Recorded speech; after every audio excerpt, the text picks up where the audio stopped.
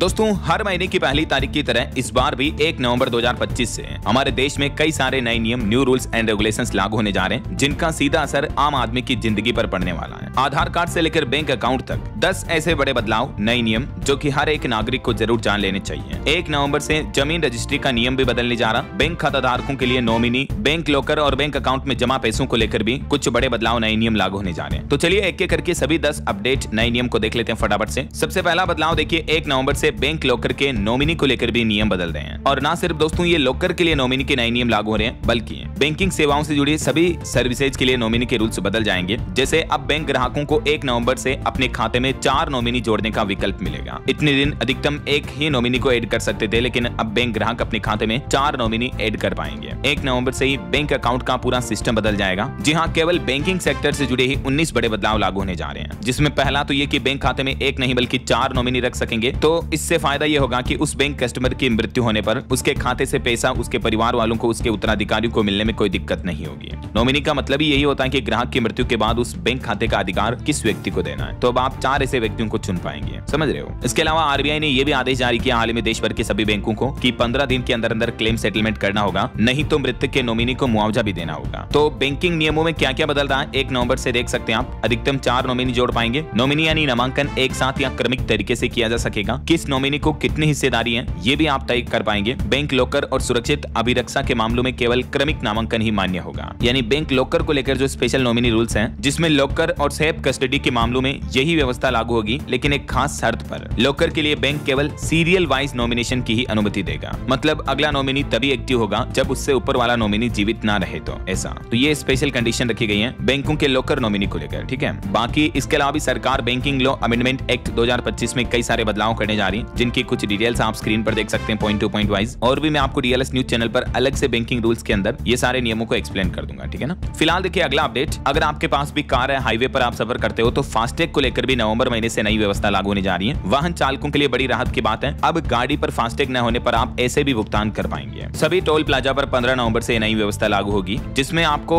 2 शर्तों का पालन करना होगा। देखिए 15 नवंबर से बदल जाएंगे फास्टैग के नियम। एक तो एक कंडीशन पर 2 गुना टोल देना होगा, लेकिन एक कंडीशन पर आपको राहत भी मिलेगी। अब अगर आप मतलब मान लीजिए आपकी गाड़ी पर फास्टैग नहीं लगा हुआ और आप उस स्थिति में अगर यूपीआई से टोल पेमेंट करते हो, तब तो आपको सस्ता लगेगा, सस्ता पड़ेगा मतलब टोल पेमेंट करना। लेकिन कैश में अगर आप टोल टैक्स देते हो तब आपको दुगना चार्ज देना होगा, जबकि आपकी गाड़ी पर फास्टैग नहीं होने पर यूपीआई से टोल टैक्स देने पर 1.25 गुना ही टोल देना होगा। तो ये नया नियम 15 नवंबर से लागू होगा, समझ गए हो ना। जैसे मान लीजिए किसी टोल प्लाजा पर 100 रुपए का टोल टैक्स है, अगर आप फास्टैग से पे करते हो तब तो आपको 100 ही देना है। अगर आप यूपीआई से पे करते हो तो 1.25 गुना यानी 125 रुपए देना होगा। और अगर आप कैश में पेमेंट करते हो तब आपको 200 रुपए 200 रुपीज देना होगा। सरकार का कहना है कि डिजिटल पेमेंट और यूपीआई सिस्टम को बढ़ावा देने के लिए ये नए आदेश, नए नियम लागू किए जा रहे हैं, ठीक है ना। अच्छा, वैसे यूपीआई यूजर्स को लेकर भी पर्टिकुलर कुछ नए नियम लागू होंगे। 3 नवंबर से ही एनपीसीआई की ओर से न्यू रूल्स लागू किए जाएंगे। और देखिए अब यूपीआई के नए नियम के तहत 1 से 10 नवंबर की साइकिल में केवल ऑथोराइज ट्रांजेक्शन होंगे। 11 और 12 नवंबर की साइकिल में सिर्फ डिस्प्यूट ट्रांजेक्शन के लिए तय की गई है। और इसके लिए एनटीएसएल फाइल नेमिंग में DC1 और DC2 का इस्तेमाल होगा। DC का मतलब होता है डिस्प्यूट साइकिल। और वहीं सेटलमेंट टाइमिंग, रिकंसिलिएशन रिपोर्ट और जीएसटी रिपोर्ट पहले की तरह ही रहेगी। तो यूपीआई में ऑटो पे को लेकर सेटलमेंट सिस्टम में एनपीसीआई की तरफ से ये न्यू रूल्स यानी नए नियम लागू किए जा रहे हैं। और इसके अलावा हाल ही में आपको पता होगा P2P पेमेंट की लिमिट को भी बढ़ाया था एनपीसीआई ने बीते महीने सितंबर में। तो मैंने आपको ये चीजें बताई थी, अपडेट है ना। चलिए अगला अपडेट देखिए, नया नियम है। अब नहीं चलेगी सोशल मीडिया या किसी भी आईटी कंपनियों की मनमानी, क्योंकि 1 नवंबर से हमारे देश में नए आईटी नियम भी लागू होने जा रहे हैं। और इनसे क्या क्या बदलेगा तो समझिए। आईटी मंत्रालय यानी इलेक्ट्रॉनिक्स और सूचना प्रौद्योगिकी मंत्रालय की तरफ से ऑनलाइन चीजों में पारदर्शिता, जवाबदेही और सुरक्षा उपायों को बढ़ाने के लिए इंफॉर्मेशन टेक्नोलॉजी नियम 2021 में संशोधन किया है। और इसके तहत अब नए आईटी संशोधन नियम 2025 को अधिसूचित किया है। और ये जितने भी संशोधित नियम है ये 1 नवंबर 2025 से लागू होने जा रहे हैं, ठीक है। अब इनमें क्या क्या बदलेगा, सबसे पहला तो आईटी मंत्रालय का कहना है कि ऑनलाइन कंपनियों को कोई भी आदेश जारी किया जाएगा तो आदेशों की मासिक समीक्षा भी सचिव या समकक्ष स्तर के वरिष्ठ अधिकारी करेंगे। इन बदलावों से कंपनियों की जवाबदेही बढ़ेगी, जैसे किसी भी तरह का ऑनलाइन नेगेटिविटी फैलाने वाला कंटेंट है उसको हटाना वगैरह। तो इसको लेकर ये कुछ नए प्रावधान लागू किए जा रहे हैं। और सोशल मीडिया पोस्ट के लिए स्पेशली देखिए आप 15 नवंबर से ये नए नियम लागू होंगे। जो सोशल मीडिया पोस्ट होती है ना, जैसे फेसबुक, इंस्टाग्राम, यूट्यूब, ट्विटर पर आप कोई भी पोस्ट डालते हो, अगर कुछ गलत पोस्ट डाल दी तो नए नियमों के तहत कोई भी सोशल मीडिया पोस्ट या सामग्री हटाने का निर्देश अब केवल संयुक्त सचिव या समकक्ष पद के वरिष्ठ अधिकारी द्वारा ही दिया जा सकेगा। हालांकि इस बदलाव से एक फायदा ये होगा कि अब सरकार जब चाहे ऑनलाइन कंटेंट को हटा पाएगी, ये आसान होगा। सोशल मीडिया कंपनियां अपनी मनमानी नहीं कर पाएगी, जैसे मेटा, फेसबुक, इंस्टा वगैरह, ये सरकार के आदेशों की अवहेलना नहीं कर पाएंगे। समझ रहे हो? क्योंकि सरकार ने जो ये आईटी नियम में सख्त प्रावधान लागू किए हैं, इसके तहत अब ऑनलाइन गलत कंटेंट को हटाना बहुत ही आसान होगा, क्योंकि ये अधिकार खुद सरकार के पास होगा सोशल मीडिया कंटेंट को हटाने का। सोशल मीडिया कंपनियों को जैसे ही सरकार आदेश देगी, उनको ये पालन करना होगा और वे मनमानी नहीं कर पाएंगे। सरकार का कहना है कि इन नियमों को लागू करने का उद्देश्य है ऑनलाइन गलत सूचना और भ्रामक कंटेंट को रोक लगाना, जिससे हमारे देश के आम नागरिक उपभोक्ताओं के अधिकारों की रक्षा होगी। ऐसा ये देख सकते हैं आप डिटेल की इस कानून में बदलाव क्यों किया गया, क्योंकि आजकल एआई जनरेटेड और फेक कंटेंट काफी ज्यादा शेयर किए जाते हैं सोशल मीडिया पर, और इस कानून के कुछ प्रमुख बदलाव क्या है। तो ऑनलाइन कंटेंट नियंत्रण के लिए ये 15 नवंबर से नई गाइडलाइन लागू हो जाएगी। डिजिटल कंटेंट पर अब ये सख्त कानून लागू होंगे। ओके, चलिए अगला अपडेट आ रहा दोस्तों, पेट्रोल डीजल खरीदना आपका नवंबर में महंगा हो सकता है, क्योंकि देखिए आप, रूस के बदले अब अमेरिका और पश्चिम एशिया से ज्यादा तेल खरीदेगा भारत। 21 नवंबर से ये नए प्रतिबंध लागू होंगे, क्योंकि हाल ही में आपको पता होगा अमेरिकी राष्ट्रपति डोनाल्ड ट्रंप ने कई बार ये मुद्दा उठाया, जिसमें उन्होंने कहा था कि भारत रूसी तेल खरीदना दिसंबर तक बंद कर देगा। अमेरिकी राष्ट्रपति ने एक सप्ताह में ही 5वीं बार ये रूसी तेल खरीद का मुद्दा उठाया। तो अब मीडिया रिपोर्ट्स आ रही हैं कि अमेरिका ने जो रूस पर कुछ नए प्रतिबंध लगाए, इसके चलते भारत को क्रूड ऑयल भी महंगा मिलेगा। तो हो सकता है नवंबर दिसंबर में आने वाले महीनों में भारत में आपको पेट्रोल डीजल की रेटें भी कुछ और महंगे देखने को मिले। समझ रहे हो? चलिए अगला अपडेट देखिए, अब देश की राजधानी दिल्ली को मिलेगा उसका ऑफिशियल लोगो। 1 नवंबर को दिल्ली दिवस के मौके पर रेखा गुप्ता सरकार ये लोगो जारी करेगी। दिल्ली दिवस के मौके पर आधिकारिक लोगो जारी किया जाएगा ये राजधानी का, और ये लोगो राजधानी की विशेष पहचान को स्थापित करेगा और दिल्ली के आधुनिक जन कल्याणकारी शासन को भी दर्शाएगा। वहीं दोस्तों 1 नवंबर को छत्तीसगढ़ प्रदेश में भी सरकारी छुट्टी का ऐलान किया गया। सामान्य प्रशासन विभाग के अपर सचिव ने जारी किया आदेश। छत्तीसगढ़ राज्य की स्थापना दिवस के मौके पर यह सरकारी अवकाश रहेगा। इस दरमियान सभी संस्थान वगैरह बंद रहेंगे। ठीक है, वहीं देखिए महाराष्ट्र चुनाव आयोग के खिलाफ विपक्ष भी एकजुट हुआ। 1 नवंबर को इलेक्शन कमीशन के खिलाफ करेगा आंदोलन। और उत्तर प्रदेश में बिजली उपभोक्ताओं के लिए जरूरी खबर आई है। 1 नवंबर से यूपी में बिजली को लेकर कुछ नई व्यवस्था लागू होने जा रही है, जिसके तहत अब एक तो हर काम के लिए अलग अलग अधिकारी नियुक्त होंगे। जैसे आपको बिजली का नया कनेक्शन लेना है, मीटर लगवाना है या बिलिंग को लेकर कोई समस्या है, तो हर काम के लिए अलग अलग अधिकारियों को डिवाइड किया गया। तो इससे उपभोक्ताओं को सुविधा मिलेगी, काम तेजी से होगा और शिकायतों का निवारण भी जल्दी होगा, क्योंकि हर अधिकारी की अपनी खुद की जिम्मेदारी तय होगी। और इसके अलावा हेल्प डेस्क भी बनाए जाएंगे। बिजली से जुड़ी किसी भी तरह की शिकायत है तो 1912 पर आप शिकायत दर्ज करा पाएंगे। नई व्यवस्था से आम उपभोक्ताओं को और भी कई सारे ये बेनिफिट मिलने वाले हैं। और इसके अलावा देखिए आप, उत्तर प्रदेश के मुरादाबाद से ये नई पहल शुरू होने जा रही। बिजली विभाग 1 नवंबर से एक और नई व्यवस्था भी करने जा रहा है। इससे उपभोक्ताओं को बिल भुगतान में भी आसानी होगी, क्योंकि ऑनलाइन, मोबाइल ऐप या ऑफलाइन किसी भी तरीके के जरिए आप बिल भुगतान कर पाएंगे। और वहीं दोस्तों यूपी में बिजली का झंझट बगैर रिश्वत दिए खत्म होगा। 1 नवंबर से उत्तर प्रदेश में फेसलेस और नेमलेस सिस्टम लागू होगा। सारा सिस्टम ऑनलाइन होगा और बिजली से जुड़ी कौन सी शिकायत को आपकी कौन सा अधिकारी निपटेगा, ये जानकारी अब पब्लिक नहीं की जाएगी। उत्तर प्रदेश में लखनऊ समेत फिलहाल 9 शहरों में बिजली विभाग 41 साल पुरानी ये व्यवस्था में बड़ा बदलाव करने जा रहा। 1 नवंबर से ही इन शहरों में वर्टिकल रिस्ट्रक्चरिंग व्यवस्था लागू होने जा रही है, जिसके तहत अब बिजली डिपार्टमेंट में रिश्वतखोरी के काम कम होंगे, है ना। और अब हर एक शिकायत का समाधान एक ही कॉल पर हो पाएगा। 1912 24/7 बिजली हेल्पलाइन नंबर आई है। चलिए अगला अपडेट देखिए दोस्तों, यूपी की योगी सरकार ने एक और फैसला लिया है। अब पूरे प्रदेश में होगी नकली दवाओं की जांच। हर जिले में औषधि नियंत्रण अधिकारी भी बनाया जाएगा। नवंबर से ही यूपी सरकार यह नया अभियान शुरू करने जा रही है। हाल ही में जो बच्चों के कफ सिरप के मामले सामने आए थे, खांसी की दवाओं से बच्चों की मौत होने के, तो उसके बाद यूपी की योगी सरकार ने यह नया प्लान बनाया। और वहीं दोस्तों नवंबर के कुछ और अपडेट और हाइलाइट्स देखिए फटाफट से। कॉमनवेल्थ गेम्स 2030 की मेजबानी के लिए भी भारत तैयार है। गुजरात के अहमदाबाद शहर का नाम प्रस्तावित किया गया। इस पर 26 नवंबर को फाइनल फैसला होगा। वहीं सरकार ने 16वें वित्त आयोग का कार्यकाल भी 30 नवंबर तक बढ़ा दिया है। और पेंशन भोगियों के लिए भी डिजिटल जीवन प्रमाण पत्र अभियान अगले महीने से शुरू होगा। नवंबर से 1 नवंबर से शुरू होगा, जो 30 नवंबर तक चलेगा। इस अभियान के माध्यम से आप अपना पेंशन का लाइफ सर्टिफिकेट, जीवन प्रमाण पत्र जमा कर पाएंगे। केंद्र सरकार देश भर में अगले महीने से ये तकरीबन 2000 जिलों और उपमंडल मुख्यालयों में अभियान संचालित करेगी, है ना, 1 से 30 नवंबर तक। और अगला अपडेट देखिए, दिल्ली से चीन के ग्वांगजू शहर के लिए इंडिगो की सीधी उड़ान सेवा 10 नवंबर से शुरू होगी, जिससे चाइना और भारत के बीच व्यापार और पर्यटन के अवसर बढ़ेंगे। कोरोना काल के बाद से ही भारत चीन के बीच सीधी उड़ान सेवाएं बंद थी, तो आखिरकार भारत चाइना के रिश्तों के बीच सुधार विस्तार हुआ और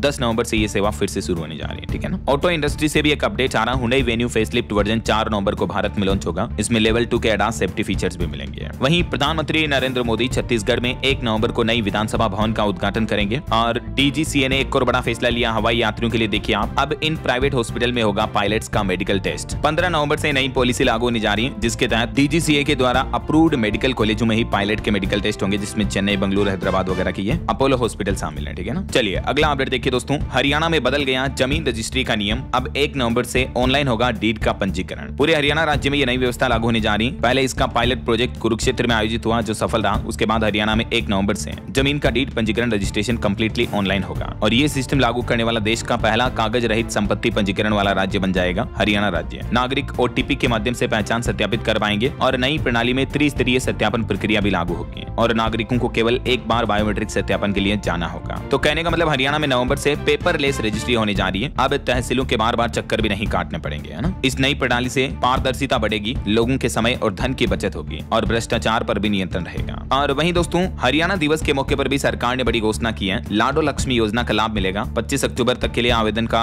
मौका दिया था सरकार ने और इस योजना के तहत 1 नवंबर से महिलाओं को 2121 रुपए दिए जाएंगे। राज्य में पात्र हर एक महिला को महीने के 21 रुपए की आर्थिक सहायता राशि सीधे बैंक खाते में DBT के जरिए भेजेगी हरियाणा सरकार, है ना। 1 नवंबर से इस योजना का लाभ मिलना शुरू हो जाएगा। चलिए अगला अपडेट देखिए। हरियाणा की नायब सिंह सैनी सरकार का 1 साल पूरा होने के मौके पर एक और बड़ी घोषणा की है। बुढ़ापा पेंशन में भी बढ़ोतरी का ऐलान किया है। 1 नवंबर से ही 3200 रुपए पेंशन मिलेगी। अब जो पहले 3000 रुपए पेंशन मिलती थी, उसमें 200 रुपए की बढ़ोतरी की गई है। बुढ़ापा यानी वृद्धावस्था पेंशन में हरियाणा सरकार ने ये बड़ा फैसला लिया। नवंबर से ही बढ़ी हुई पेंशन मिलेगी। इसके अलावा भी हरियाणा में अब सैनिकों के बच्चों को छात्रवृत्ति दी जाएगी। महिला कर्मचारियों की छुट्टियां वगैरह भी बढ़ाई गई। हाल ही में हरियाणा सरकार की तरफ से ये कैबिनेट मीटिंग में कुछ बड़े फैसले भी लिए गए, है ना। चलिए दोस्तों अगला अपडेट देखिए। देश भर में नवंबर से मतदाता सूची पुनरीक्षण यानी वोटर लिस्ट का वेरिफिकेशन शुरू होगा। नवंबर से SIR शुरू होगा। 2026 के राज्य चुनावों में ये प्रक्रिया पहले पूरी की जाएगी। सुप्रीम कोर्ट के निर्देशों का पालन होगा। चुनाव आयोग की तरफ से ये फाइनल घोषणा की गई है। अगले सप्ताह से ही देश में SIR शुरू हो जाएगा। जिन राज्यों में अगले साल विधानसभा चुनाव होने हैं, उनमें सबसे पहले ये वेरिफिकेशन होगा। पश्चिम बंगाल समेत 5 राज्यों में जहां अगले साल चुनाव है। वैसे ये SIR यानी स्पेशल इंटेंसिव रिवीजन है क्या? इसमें चुनाव आयोग क्या करता है कि वोटर लिस्ट को अपडेट करता है। जैसे 18 साल से ऊपर की उम्र के जो नए वोटर्स आए हैं, उनको वोटिंग लिस्ट में जोड़ा जाएगा। जिन लोगों की मौत हो चुकी है, उनके नाम डिलीट किए जाएंगे। जो अवैध वोटर्स हैं, उनको भी हटाया जाएगा। तो ये SIR प्रक्रिया होगी पूरी सभी राज्यों में, है ना। और अगला अपडेट आ रहा दोस्तों, नवंबर महीने में 12 दिन बैंक भी बंद रहेंगे। बैंक हॉलीडे को लेकर बड़ा अपडेट आ रहा। अलग अलग तारीखों पर किस किस वजह से ये बैंक बंद रहने वाले हैं, इसकी कुछ डिटेल जानकारी आप देख सकते हैं स्क्रीन पर। और बाकी ये बैंक हॉलीडे वाला एक अलग से सेपरेट वीडियो मैंने DLS न्यूज चैनल के ऊपर डाल दिया है। तो अगर आपने नहीं देखा है तो ये देख लीजिएगा, ठीक है ना। इसमें आपको पता चल जाएगा कि किन किन राज्यों में किस वजह से किस तारीख को बैंकों की छुट्टियां रहने वाली है।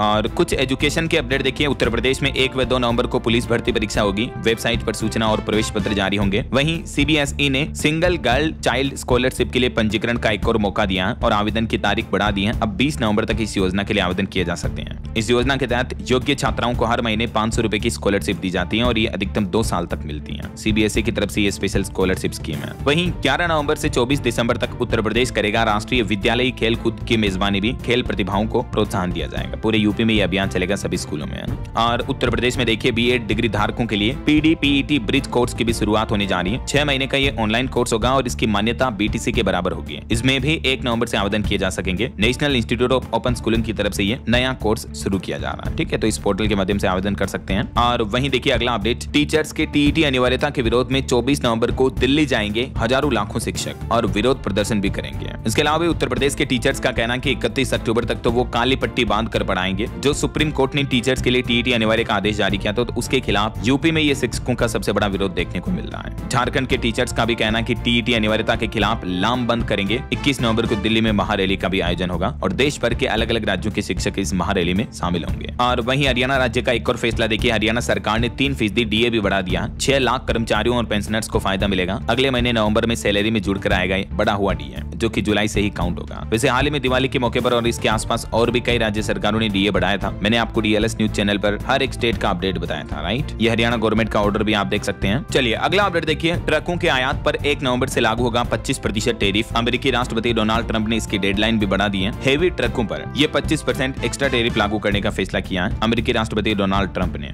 इसके अलावा देखिए भारत अमेरिका के बीच ट्रेड डील भी नवंबर महीने तक पूरी होने की उम्मीद है। देश के वाणिज्य मंत्री पीयूष गोयल बोले कि चीजें जल्द ही पटरी पर लौटेगी। अभी वैसे भारत पर अमेरिका ने 50% टैरिफ लगा रखा है, लेकिन अगर दोनों देशों के बीच ट्रेड डील कंप्लीट हो हो जाती है तो ये टैरिफ 10 से 15% तक रह सकता है, क्योंकि दोनों देशों के बीच व्यापार हर साल काफी ज्यादा बढ़ रहा है। वहीं इधर देखिए दोस्तों, ट्रंप ने चीन पर भी 100% टैरिफ लगाने का फैसला किया है और ये भी 1 नवंबर से लागू होगा, क्योंकि चाइना के रेयर खनिज निर्यात पर कंट्रोल लगाने की वजह से अमेरिकी सरकार नाराज है। कहा कि चीन दुनिया को बंधक बनाने की कोशिश कर रही है और यही वजह है कि डोनाल्ड ट्रंप ने चाइना पर भी 100% टैरिफ लगाने की घोषणा की है, जो नवंबर से लागू होगा। और अभी पहले से 30% टैरिफ लग रहा है, यानी चाइना में 1 नवंबर से 130% टैरिफ हो जाएगा। चलिए अगला अपडेट देखिए, हमारे यहाँ चंडीगढ़ में नगर निगम ने बड़ा फैसला लिया। 1 नवंबर से आधार बायोमेट्रिक हाजिरी अनिवार्य होगी, चेहरा देखकर लगाई जाएगी अटेंडेंस नगर निगम के सभी कर्मचारियों के लिए। और ठीक इसी तरह का सिस्टम मध्य प्रदेश के भी सभी नगरीय निकायों में 1 नवंबर 2025 से फेस रिकॉग्निशन आधारित बायोमेट्रिक अटेंडेंस अनिवार्य होने जा रही है। कर्मचारियों का वेतन भी अब इसी सिस्टम में दर्ज उपस्थिति के आधार पर तैयार किया जाएगा। और बिहार के सरकारी स्कूलों में भी हो रहे फर्जीवाड़े पर लगाम लगाने के लिए अब फेस रिकॉग्निशन के जरिए बच्चों की हाजिरी लगाने का प्लान किया जा रहा है बिहार के नीतीश सरकार द्वारा। सरकार का मानना है कि इस नए सिस्टम से शिक्षा व्यवस्था में पारदर्शिता आएगी और फर्जीवाड़े पर लगाम लगेगी। तो जल्द ही नवंबर दिसंबर इन महीनों से फेस रिकॉग्निशन सिस्टम के जरिए स्टूडेंट का अटेंडेंस लगाया जाएगा ना। चलिए अगला अपडेट देखिए, हमारे देश में खुलेंगे 10 क्रिएटिव टेक्नोलॉजी इंस्टीट्यूट। नवंबर से इन पर काम शुरू हो जाएगा। केंद्र सरकार का ये प्लान है, अगले 10 सालों में total 10 Indian institute of creative technology खोले जाएंगे और ऐसा पहला इंस्टीट्यूट मुंबई में खोला जा रहा है। बच्चों में, युवाओं में क्रिएटिविटी को बढ़ावा देने के लिए ये प्लान है। और खबर देखिए, देश के रक्षा मंत्री राजनाथ सिंह ने जारी किया डिफेंस प्रोक्योरमेंट मैनुअल। रक्षा के क्षेत्र में नए हथियारों की खरीद प्रक्रिया 1 नवंबर से ही लागू हो जाएगी। रक्षा मंत्रालय के अधीन तीनों सेनाओं द्वारा लगभग 1 लाख करोड़ रुपए की सैन्य ताकतों को बढ़ावा दिया जाएगा और इस योजना के पहले चरण में लगभग 79,000 करोड़ के नए डिफेंस सेक्टर के हथियार, युद्धक क्षमता की चीजें खरीदी जाएगी इंडियन आर्मी के लिए, है ना। चलिए अगला अपडेट आ रहा है, उत्तर प्रदेश के टाइगर रिजर्व में 1 नवंबर से शुरू होंगे इको टूरिज्म और जंगल सफारी भी।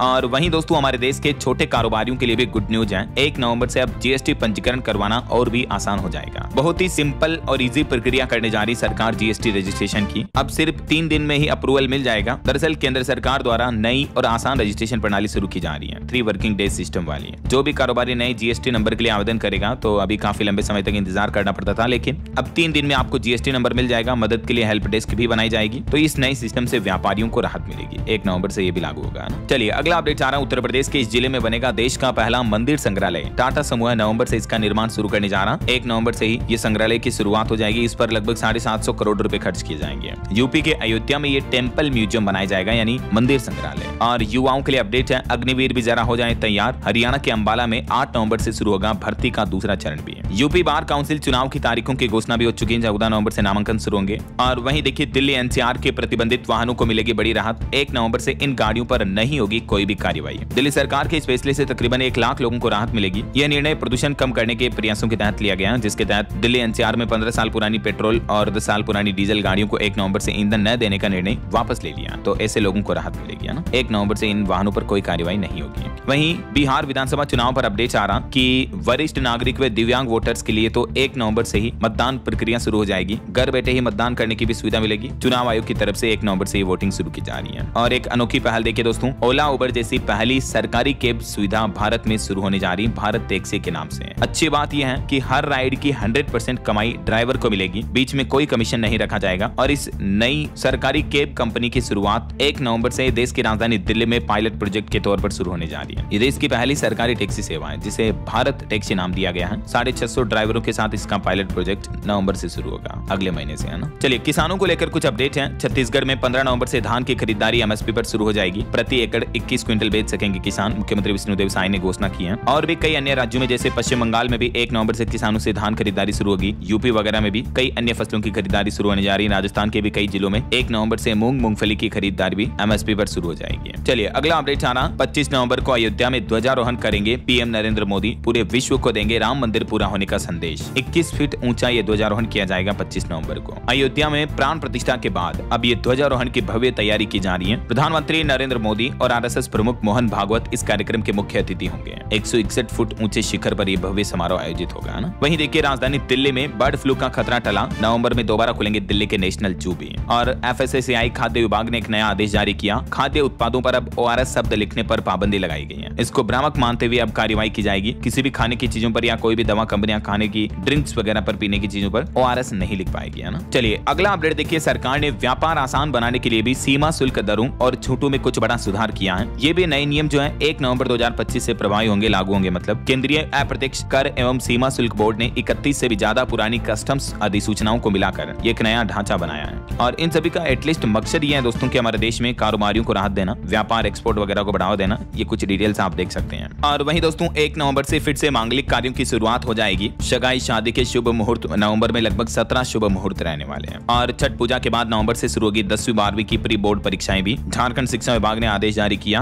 और झारखंड में 10 से 26 नवंबर तक कुष्ठ उन्मूलन अभियान भी चलाया जाएगा। वहीं देखिए केरल राज्य 1 नवंबर से बन जाएगा भारत का अत्यधिक गरीबी मुक्त राज्य। एक्सट्रीम पुअर्टी से बाहर निकल चुका केरल राज्य 1 नवंबर को यह नया इतिहास रचेगा। खुद मुख्यमंत्री इस बात की घोषणा करेंगे। और हवाई यात्रियों के लिए एक और अपडेट है। इंडिगो ने लॉन्च किया नया रूट। मुंबई मदीना के बीच अब सीधी उड़ान सेवाएं शुरू हो जाने 15 नवंबर से ही सेवाएं शुरू होगी। और देखिए अंतर्राष्ट्रीय गीता महोत्सव का आयोजन 15 नवंबर से 5 दिसंबर तक होगा। पहली बार दुनिया के 40 देशों में यह अंतर्राष्ट्रीय गीता महोत्सव की धूम रहेगी। 21 दिन तक चलेगा ये पूरा उत्सव। इसके अलावा दोस्तों 1 नवंबर से हमारे देश में काफी चीजों की कीमतों में भी बदलाव होगा। जैसे हर महीने एलपीजी गैस सिलेंडर के नए रेट्स लागू होते हैं और भी कई चीजें सस्ती महंगी होगी। तो अपडेट में आपको बता दूंगा इसी चैनल डीएलएस न्यूज के माध्यम से। और 1 नवंबर से आधार कार्ड अपडेट के नियमों में भी कई सारे बदलाव कर रहा उदय। अब आप अपना नाम, पता, जन्म तिथि, मोबाइल नंबर जैसी जरूरी जानकारियां आधार केंद्र गए बिना ऑनलाइन ही अपडेट कर पाएंगे। उदय की तरफ से नई सुविधा शुरू की जा रही 1 नवंबर से ही। वहीं दोस्तों अगर आपके पास एसबीआई का क्रेडिट कार्ड है तो अब अनसिक्योर्ड क्रेडिट कार्ड पर 3.75% शुल्क लागू किया है। थर्ड पार्टी एप्स जैसे क्रेड, शेक्यू, मोबीक्विक वगैरह आदि से अगर आप स्कूल कॉलेज वगैरह की फीस भरते हो तो ये एक्स्ट्रा चार्जेस आपको देने होंगे एसबीआई के इन क्रेडिट कार्ड पर। और मार्केट रेगुलेटर सेबी की तरफ से म्यूचुअल फंड में निवेशकों के लिए भी पारदर्शिता और निवेश को सुरक्षित रखने के लिए ये कुछ नए नियम लागू किए जा रहे हैं, जिसके तहत अब अगर किसी एएमसी यानी एसेट मैनेजमेंट कंपनी के अधिकारी, कर्मचारी या उनके रिश्तेदार 15 लाख से ज्यादा का लेन देन करते हैं तो कंपनी को ये जानकारी अपने अनुपालन अधिकारी को देनी होगी ताकि शेयर मार्केट में किसी तरह का मैनिपुलेशन ना हो, है ना। तो ये कई सारे नए नियम, न्यू रूल्स एंड रेगुलेशंस जो हैं 1 नवंबर 2025 से हमारे देश में लागू होने जा रहे हैं। सभी नियमों की डिटेल जानकारी मैंने आपको completely A to Z information बताई। उम्मीद आपको जरूर जानने मिली होगी। वैसे दोस्तों आप कौन से राज्य में रहते हैं, आपके राज्य का नाम कमेंट करके बताइएगा जरूर, ताकि मैं आपके राज्य सरकार द्वारा जारी नई योजनाओं की, नई सरकारी स्कीम्स की जानकारी भी आपके मोबाइल तक पहुंचा दूंगा। और